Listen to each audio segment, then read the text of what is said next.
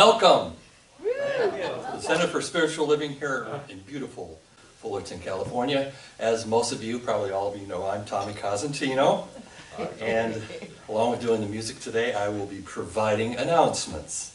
But first, please join me in our purpose statement. We are a loving spiritual community, empowering all to live healthy and successful lives through practicing the principles of science of mind.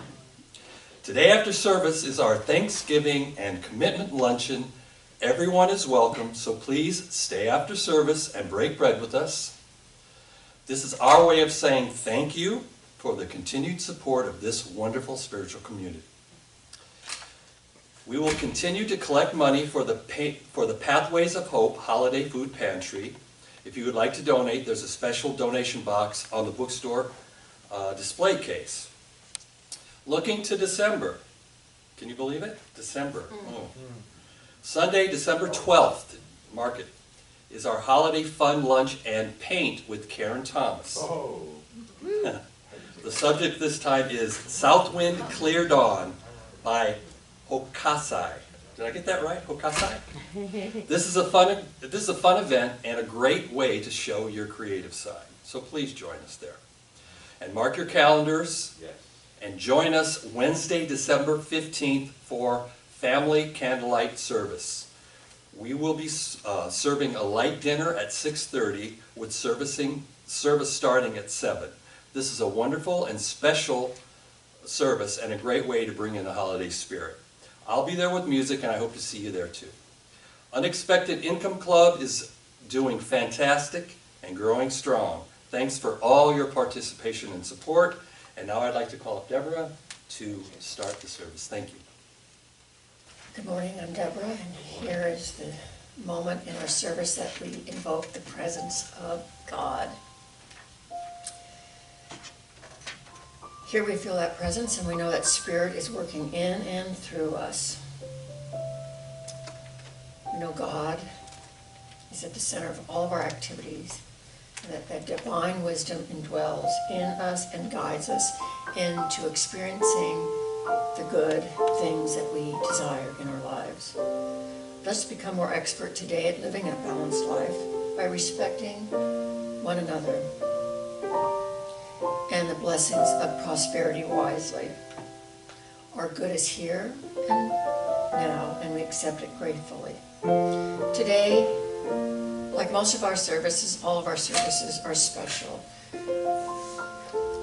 And this is the time that I want to thank those who make this service possible.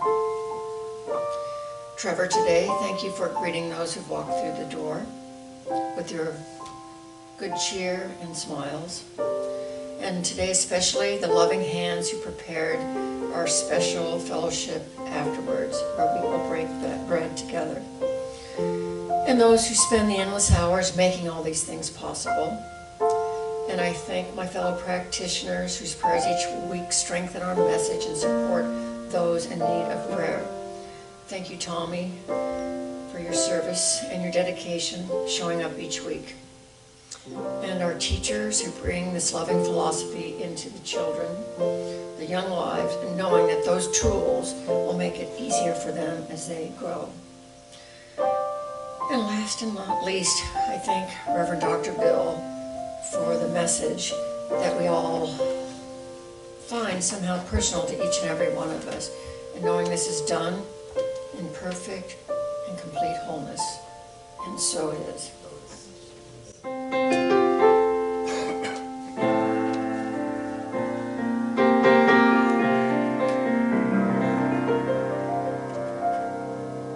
Be still, let God love me. I need to be still, let God love me. When this old world starts to push and shove me,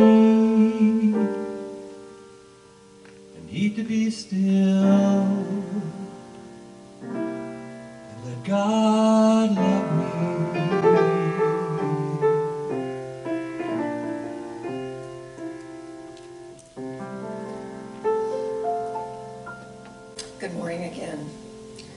reading today is from an Annie Mellett's Both Riches and Honor from 1945 Unity.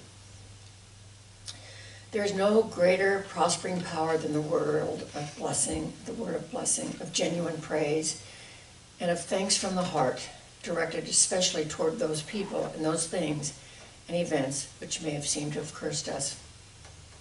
As this word must not merely be from the lips, it will require skill, discernment, inspiration, and prophetic sense to find out what one can praise in one's enemies, to see what one can be thankful for in misfortune or can be blessed time in treachery. The very exercise itself will enrich one as it did the sons of the wise father in the fable. And the fable tells us of an old farmer who had 4 lazy sons, and who in dying told them that he had nothing to leave them but a field, but that in the field was a buried treasure. So when he died, they vigorously dug up that field, but they found no treasure. However, the next crop that grew in the field yielded 4 times as much as the ordinary crop. And then the sons knew that the treasure in the field was what they put in it, their own energy and faith. Let's practice skill and discernment in finding the good in people who have injured us and the failures that have burdened you. Let the Spirit inspire your thanksgiving and open your prophetic sense so that you may see the blessing that is coming out of all of it. The exercise is enriching both spiritually and materially. Let's take this into prayer.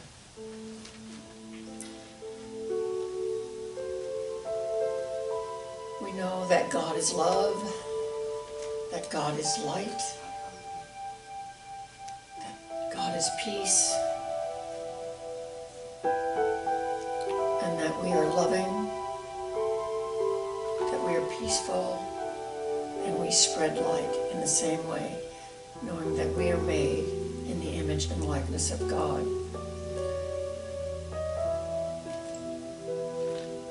And I know that as we go into service today, that each of us individually might ask for prayer in silence, and that we know that take that moment right now, and what is it that you want to see in your life unfold? As we go into the busyness of the holiday season, let's do it with joy and gratitude, and that when we encounter people in the line at the grocery store, just let them move ahead. That we just know that everything is done in divine order, the way it should be. And that the prayers that we're requesting in our heart right now, that we know they're answered. Maybe not always as quick as we'd like, but we do know that our prayers are always answered. And so this, and with so much more, we do it with thanksgiving. We do it with joy. We do it with a grateful heart. And we know as we wrap this sort of treatment prayer up, that we just let it go and let it be. And so it is.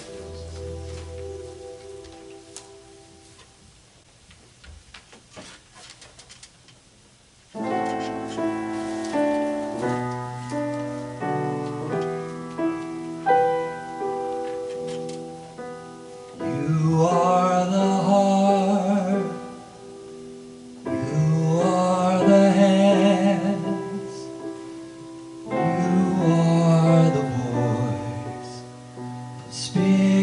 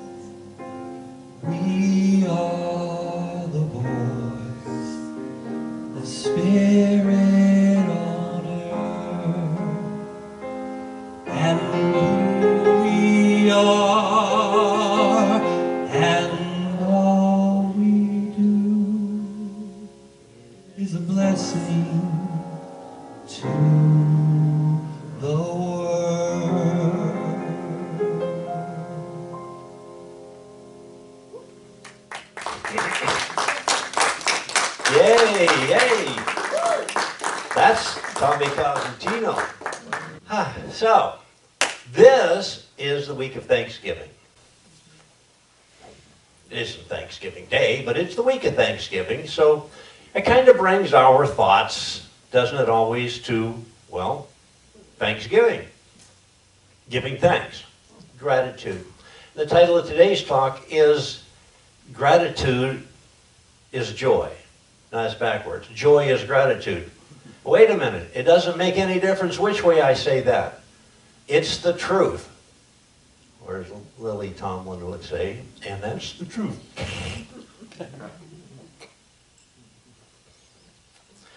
So, we have this celebration that we do every year in November as kind of a remembrance or a reenactment of our version of that, how that first Pilgrim Thanksgiving went. I say our version because, well, it is. If in retrospect, those first peoples, those Native Americans, could go back and write their book, it probably contained something about, well, I don't know, in this day and age, undocumented immigrants, you know, having to give. They didn't have a Salvation Army back then. But the fact is, times were hard, and times were harsh for those pilgrims. And they got together to express that thanks they had for these people for helping them to get through it. Well, we don't only have a need, a desire, a time, a want to express thanks to people, to all of those people who have helped us to get through everything up to this point in our lives. That should be a daily occurrence. So when the season is over, are we going to put gratitude back on the shelf? Well, I would hope not. There was a teacher of gratitude. One day, came into class, and he had all these papers upside down on the desks of the students, as always. And he says, okay, we're having a little test today. I want you to turn your papers over and answer the question. This was the question. So they all kind of looked around a little bit and scratched their heads. And then pretty soon they began writing. And at the end of the time, he collected all these papers. He came back to the front of the room and he read the answers. And the answers were varied because people are different. But they all centered around, guess what? What we would all center around. They all centered around that little black dot. Describing it, telling maybe what it meant, where it came from, just making up stuff, which was their charge. And then he said this interesting thing. He said,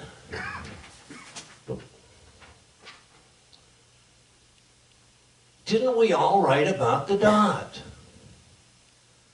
There's this whole great big gigantic white background of that paper, but everybody wrote about the dot. And aren't we like that? We have this great big huge background, this canvas of life ready to unfold in front of us, ready for us to paint any manner we choose. But sometimes we just put our focus on that little piece of darkness right there, rather than on the gratitude for that entire background that has brought us to where we are. Today brought us to where we are. So we want to make sure that we don't focus on that. I mean, come on. I don't care who we are. In our life, we have had way more good happen to us, way more things to be grateful for than we've had those not. Haven't we? But where do we put our focus? And sometimes years later, oh, today I could be fill in the blank. if it hadn't have been for that, whatever it was that took that much time out of our lives, that we're still agonizing over it and wallowing in it. And there's no need for that, because it's all about perspective. So I don't know if you noticed, but I've been getting in the habit of bringing some reading material in for two reasons. One, they always contain quotes that are apropos to what we're doing today, to how we're living our lives, to how we feel. And two, to maybe get you interested in either reading these very books or rereading them if you already have, because the wealth of information in them is just incredible. It just goes on and on and on. And of course, it's not the information in here that's important. It's what it spurs us into thinking, meditating on, deciding, living our lives as. It's about embodying this philosophy. So again, we're going to talk a little bit about perspective, because isn't it all about perspective? And really, a healthy perspective brings us joy and happiness. Have you noticed that? If we don't have a healthy perspective, a healthy outlook on life, how are we ever going to find something to be grateful for, to be in gratitude for? And really, if we're living like that, and we are only feeling grateful at those times when somebody does something for us, or where something really good happens to us, we're kind of depending on external conditions for our happiness. But we don't have to do that. We should be joyous, joyful, in gratitude all the time. And guess what? When we are, we're going to get way more things to be grateful for. Life is going to reward us. But I digress. The quote I wanted was this, from Ernest Holmes, from his Ernest Holmes papers, which are basically just written talks that he had given. So, he says, I'm going to tell you what I think makes some people fail in achieving the happiness they seek, in achieving the success they look for. What makes them fail in achieving creative living and makes them deprive themselves of abundant health. What makes them fail? In one word, it is their attitudes. Attitudes make you fail or succeed. Your attitudes. Because the way we see the world is the way we experience the world. If we see the world as that little black dot, it's how we're going to experience it. We're never going to pay attention to that background of good and abundance and prosperity. We're only going to be seeing the little black dot. Consequently, that's what we're going to be experiencing. And gratitude. Gratitude is worth way more than the effort to give it. You know what I mean? Sometimes when we say, well, I would give a lot of gratitude, I'd show my gratitude, I'd display my gratitude. Well, I actually would live my gratitude. But oh, that's so tiresome. It takes so much energy. It doesn't take any energy at all, and the little bit of energy that it does take comes back to reward us 1,000 times over. So I've got this for the treasurers, the bookkeepers, the CPAs. If we were going to view life as a balance sheet, which sometimes all of us do, if we were to count all of our assets, not just the material things or the things that, the big points that came about in, however many years or decades we've lived, but if we were to count all of the assets, all the way down to the smallest one.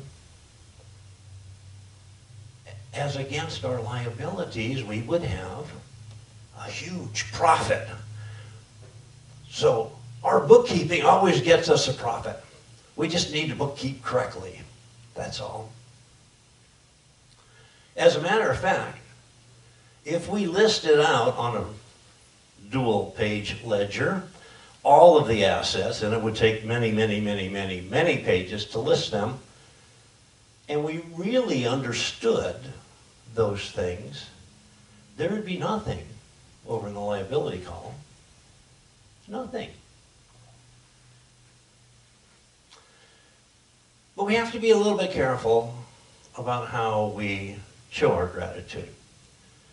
We can show our gratitude in multiple ways, but one of two major ways.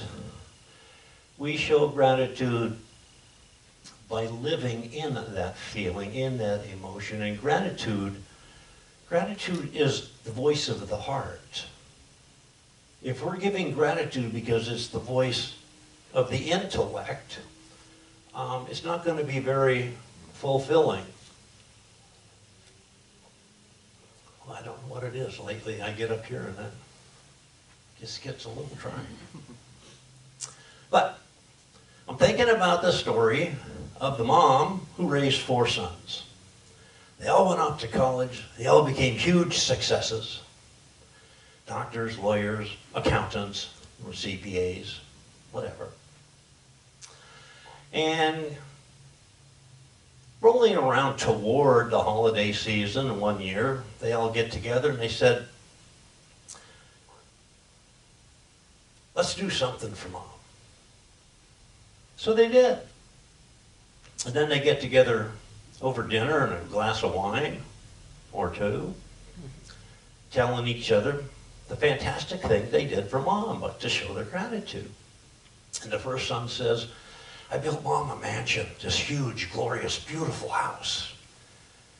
And the second one says, yeah, I know, because I put that $100,000 theater room in there with surround sound speakers and all the stuff.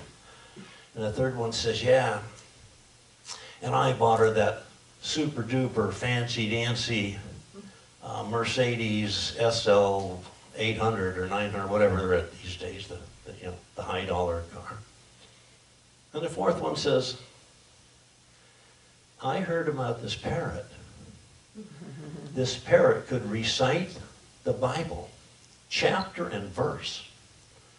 And you know Mom loves the Bible. She loves that gospel. And this parrot, all she had to do was say a chapter and a verse, and this parrot could recite it. It took 20 priests 12 years to train this parrot to do that. And for me to get it, I had to pledge $100,000 a year for 20 years in return. Oh boy, isn't that great, they're thinking. So, come Thanksgiving, it's time for Mom to send out her little thank you cards. And she sends to the first one, Dear Melvin, thank you so much for this huge house. It's way too big for me. I live in only one room of it. But I do have to have the whole place cleaned. But thanks anyway. And to the second one, she said, Dear Robert, thank you so much for that beautiful theater with the surround sound. But the fact is, all my friends have died off, and I don't hear very well, and I don't see very well anymore, so I got absolutely no use for it. But thanks anyway. And to the third son, she said, Dear Gilbert, thank you for that fancy dancy car, but the fact is, because my hearing is not good, my eyesight's not so good, I just don't drive anymore, and I have my grocery delivered. Thanks anyway. And then to the fourth one, she said, Dear Brian, thank you for your most thoughtful, practical gift. The chicken was delicious.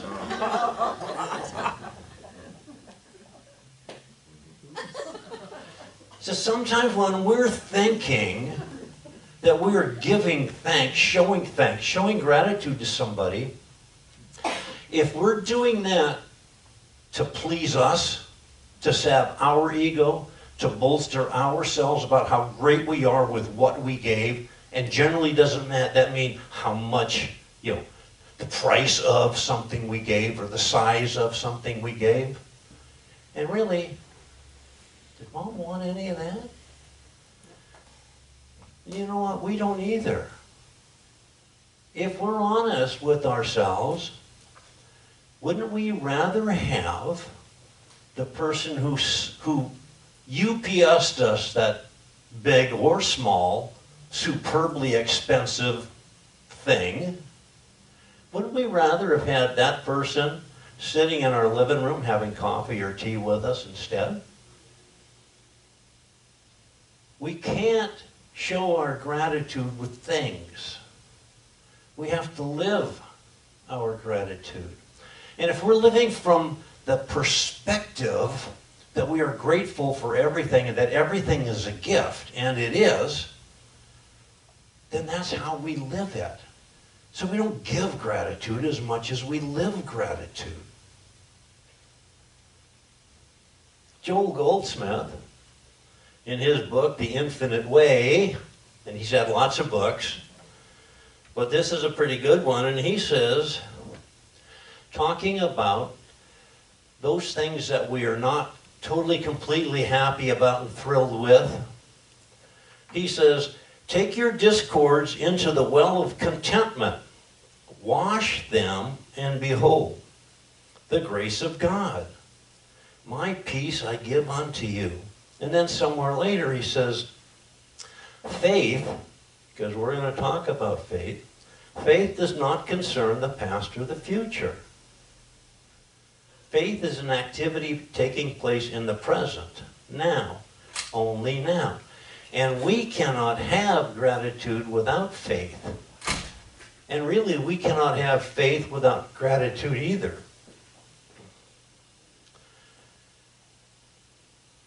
And as teachers of gratitude, because remember last week we talked about being gratitutors, as teachers of gratitude, we don't need to have a high IQ. We don't need to have a high IQ at all. All we need is to have a big heart. Some of the best visions, descriptions, exercises of gratitude have been brought to us by people who are like literally uneducated, aren't they? You don't need an education to display gratitude. The gratitude is always being present. We can't have gratitude in the past. If we think back to something that we're grateful for and are still grateful for, where's that gratitude? It's right now. We're thinking it, we're feeling it, we're experiencing it right now. Gratitude brings us to the present. And things like remorse, feeling bad about something we did, guilt, feeling bad about something we did or something we're going to do, envy, jealousy, hatred, prejudice, bigotry, all of these things are thieves of thankfulness. They're stealing from us that thankfulness that is our God-given quality right from the get-go, right from the gate. So if we want to live a fulfilling life and we want to experience that gratitude always, oh, it's great. Let's get together this Thursday. Show everybody how grateful we are. But let's not leave it there. Let's not wash it up while we're washing up the dishes from that big feast. Because we have to, when we step into gratitude, can you be a little bit grateful? No. Gratitude encompasses our entire being. Thanks doesn't necessarily. Thanks is just kind of an expression, excuse me, is kind of an expression of that gratitude. But the gratitude itself is a deep well within us that springs forth into living in that manner, in that fashion. And when we do that, it would be great if we did it all the way. Reminds me of the story of Uncle Oscar. Uncle Oscar got all the way through life without ever being on an airplane. But then, don't you know, something came up where he just had to fly somewhere. He had to get on an airplane. And he was, if I said he was filled with trepidation, that would be kind of a serious understatement. But he got on the plane because he had to. But when he got off the plane, when the flight was over, you know, all his friends and relatives were asking him, well, Uncle Oscar, how'd you do? How was the flight? And Oscar said, well, it wasn't as bad as I thought it was going to be. But I got to tell you, I never put my whole weight down. Sometimes we don't put our whole weight down. But in this flight that is life, it's just like when he got on that plane, all of his weight was already there. When we come into this life, all of our weight is already here. So for us to pretend that we're not putting our weight full down on things that deserve and call for our gratitude, it's kind of silly, isn't it? Once we display that gratitude that we feel, and we can't feel gratitude without feeling joy. Remember, it's not possible. Because joy and gratitude are the same thing. We cannot experience joy without gratitude, and we cannot experience gratitude without joy.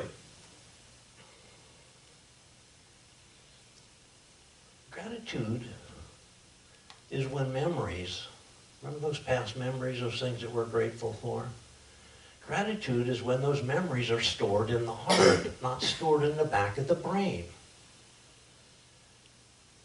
You know, there's this thing called neuroplasticity. Anybody heard that word?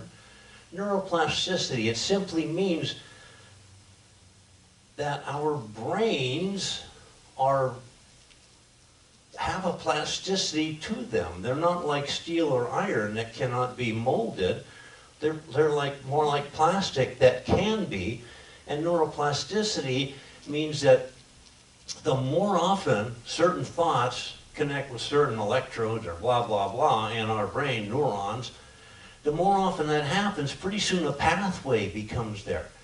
So if our activities and our thoughts and our feelings are given to ingratitude or anything like it, that's building a pathway in our brain so that when a situation comes up in life, we have already conditioned ourselves, we've already programmed ourselves, we've already built the road to what? To ingratitude, to negativity, to misunderstanding. The good news is, works the opposite way too. If we condition ourselves to be in gratitude all the time, the next time an event comes up, doesn't matter what it is, where it comes from, how much it catches us off guard, we default, because of the neuroplasticity of our brain, it leads our thoughts in the direction of being in gratitude. Isn't that great? Oh yeah. Emma Curtis Hopkins. Scientific Christian mental practice. This is so simple. It's so simple. And it's so basic. And it's so profound. The world will persist in exhibiting before you what you persist in affirming the world is. If we think the world is a glorious place to be, if we think that life is a miracle and we are deserving of that miracle and of that life, and obviously we are because here we are, if we think that we're going to see those miracles every which way we turn, and if we're in gratitude for them, We're going to experience that feeling. We've all felt gratitude. And we've all felt non-gratitude. Which do we like better? Who, given a choice, think about that, given a choice, who would choose a lousy feeling of ingratitude or discontentment over gratitude or joy? Who would make that choice? Surprisingly, we all do at some time or other. When we let down our guard, when we let down the guard of divinity that surrounds us, which we have embodied, that Christ consciousness that is within us, when we let go of that momentarily, we are choosing against joy and happiness and for whatever else is in the offing. And really, when we want something, either a thing or a relationship or an experience, what do we want it for? Science of mind practitioners know, they're all trained in this, that regardless of what the condition or the circumstance is, we have to get down, we have to ask whoever it is seeking prayer, if you had that which you think you lack, what would the feeling be that replaced it? So it's all about the feelings. It's not about the things, the relationships. It's not about that at all. We think it is, but it's about the feelings that we're going to have, because we always want to have a happy feeling, a joyous feeling. And the way we get them is we think by having this, that, or the other thing. No. The happiness, the joyousness, it has to come from within. Again, if we're dependent on something outside to bring us that, we're never going to have it.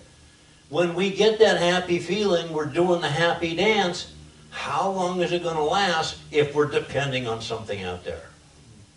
Feels great, but it's not going to last. The only true happiness and joy is that joy of gratitude for everything we've been given, for this very life that we live. Lessons in Truth from the Unity Library, H. Emily Cady, because she's talking about how do we get this? How do we get this feeling of happiness that it is that we want?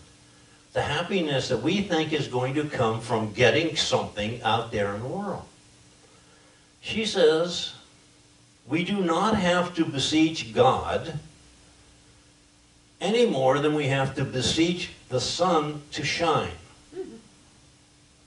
The sun shines because it is a law of its being to shine.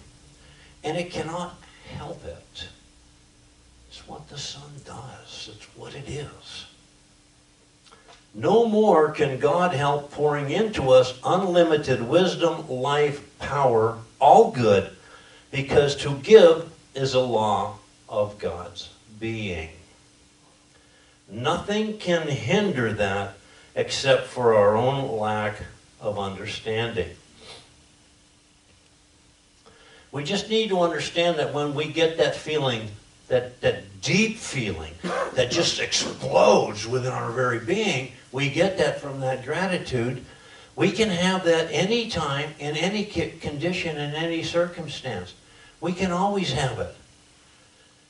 Oh, I know what you're thinking. Well, yeah, well, what about,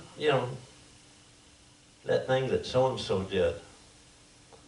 Listen, we have two kinds of people in our lives. Those that we just love for all the things they do, and those that, well, we learn from. Because if we're not learning from that experience, it was kind of a waste of our time and energy and emotion to go through it, wasn't it? We have to learn from every experience. And we have to, our motivation for gratitude has to be coming from that deepness, that divinity that is within us. Because if we're experiencing or trying to reach a gratitude from like a deficiency motivation, it's not going to work. Remember? My motivation to have something to be grateful for is because, oh, I lack this, or I don't have that, or I want this, or I need that. There is nothing. Once we understand gratitude, and once we understand its place in our life, and once we understand that everything about our life, everything about us, everything that we have, can ever possibly have, or can give, comes from that one power and that one presence that resonates through us, that invented us, that created us, that put us here to live that life of gratitude. So once we understand that, we know that what we have attracts more of the same, right? If we're miserable, we're going to attract more misery.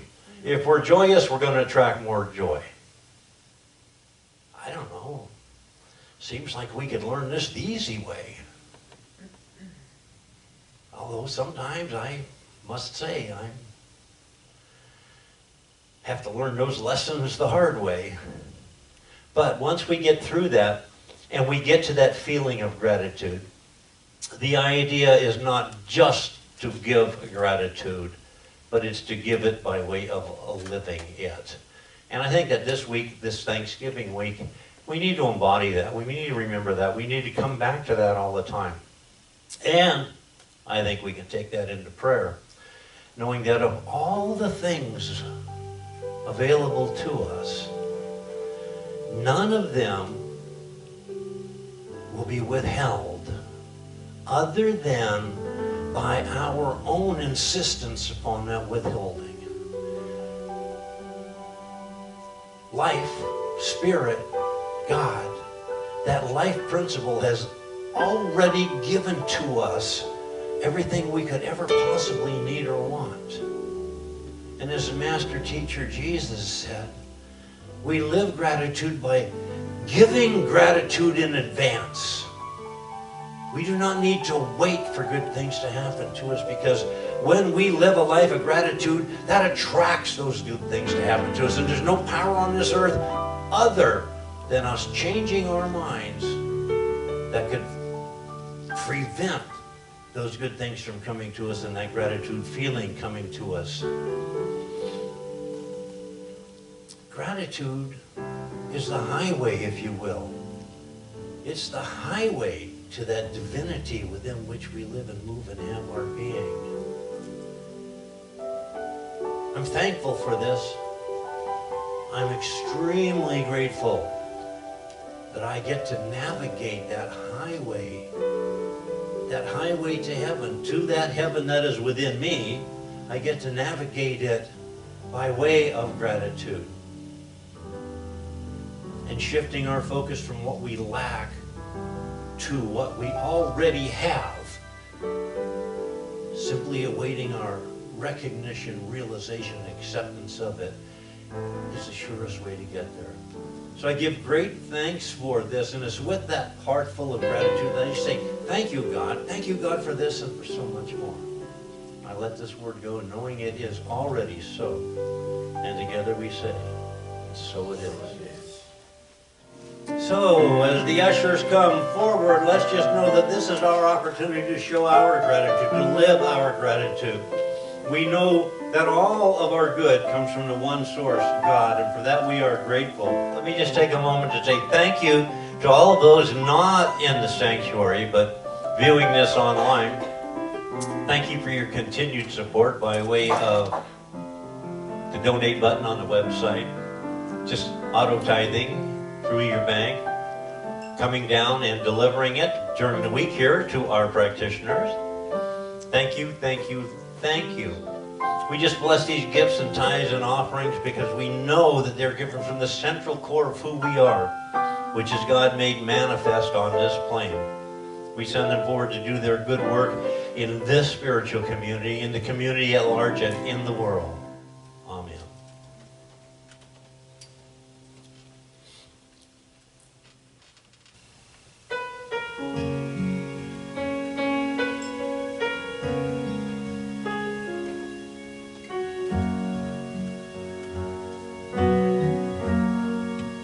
When I smile, it's the joy overflowing from you. When I smile, it's the joy overflowing from you. What can I say? How can I thank you for the day? Oh God, my blessings are overflowing now. When I cry, it's the love overflowing from you. I cry, it's the love overflowing from you. What can I say? I thank you for the day.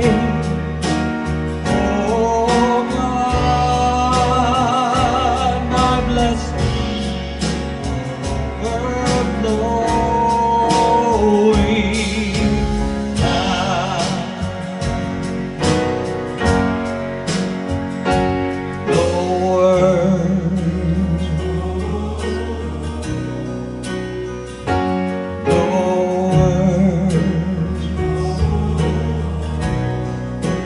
for the sacred truth, everything I see and everything I'll ever do.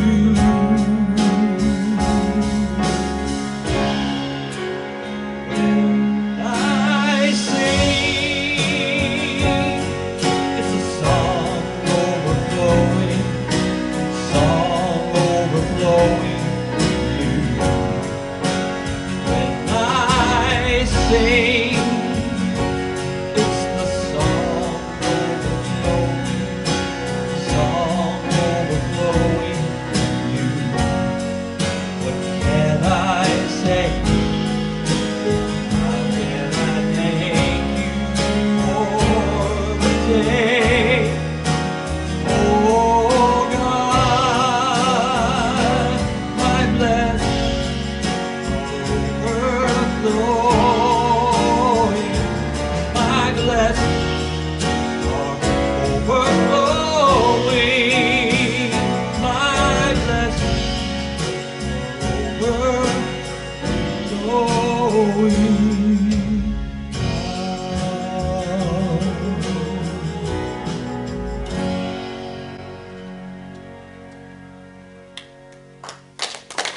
Once again, Tommy Cosentino. Everybody up. And let's know this together. Something wonderful is happening through me right now. Something wonderful is happening through me right now. It's this thing called life.